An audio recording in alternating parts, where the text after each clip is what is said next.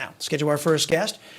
Pennsylvania Congressman, conservative Guy Reschenthaler. He sits on the House Appropriations Committee and House Rules Committee. Congressman, great to see you again. Before we get to Chris, Biden's border crises, I wanted to get your reaction to your former colleague, Tulsi Gabbard, leaving the Democrat Party. She cites their dedication to wokeness, lawlessness, and weaponizing of government against our people. Your reaction? Well, first off, I applaud Tulsi Gabbard. I served in Congress with her. She always had an outspoken demeanor. She had an independent streak, which I admired. But Tulsi is just one of many all across the United States that are walking away from the Democrat Party, or more accurately, have recognized that the Democrat Party has abandoned them. To take, for example, Pennsylvania, we have 67 counties. In every single one of those counties, Republican registration is outnumbering, and I'm talking about new registration, is outnumbering Democrat registration. People are actually leaving the Democratic Party, registering as Republicans all over the United States. And Tulsi has made her decision to leave the party, presumably to join us. But I'll tell you this, the American people are going to have their decision in 4 weeks. And that decision is going to be overwhelmingly, I think, decide with conservatives, because I think we're going to take the House and the Senate as well. But just lastly on the Democratic Party, the silver lining in the Democrats having the House, Senate, and the White House right now is they have lost the veneer of the party of JFK. You know, when I was growing up, when I got into politics, there was this nostalgia for JFK and the old Democratic Party.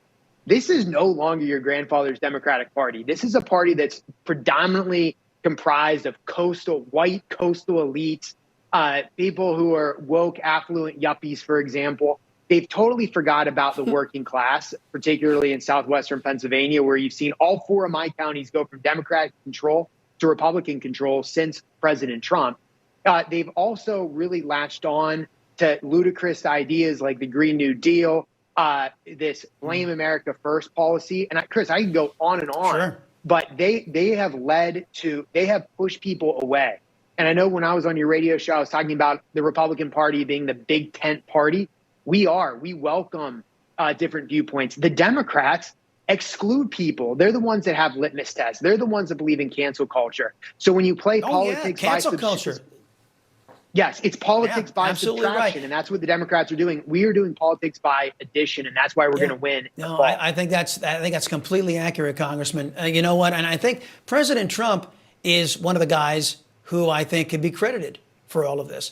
One of the failures of the Democrat Party that Gabbard pointed to is this border crisis. There's growing outrage over New York City Mayor Eric Adams lashing out at Texas for sending over a few thousand illegal aliens. Adams comically claiming that his sanctuary city didn't ask for this. Wait, isn't that what a sanctuary city actually is, supporting illegal activity? Yeah, exactly. It's very rich when the mayor stands up and says, I didn't ask for this, but that city is declared a sanctuary city. And what you see on display here is the hypocrisy of the left. You saw that in the Hamptons that was clearly on display. I bet if you walk down the Hamptons, you'll see numerous signs saying all are welcome here, hate has no home, you know, the virtue signaling signs. Yet the second that they get a handful of illegal immigrants, it takes them less than 48 hours to call in the National Guard to get them off Martha's Vineyard.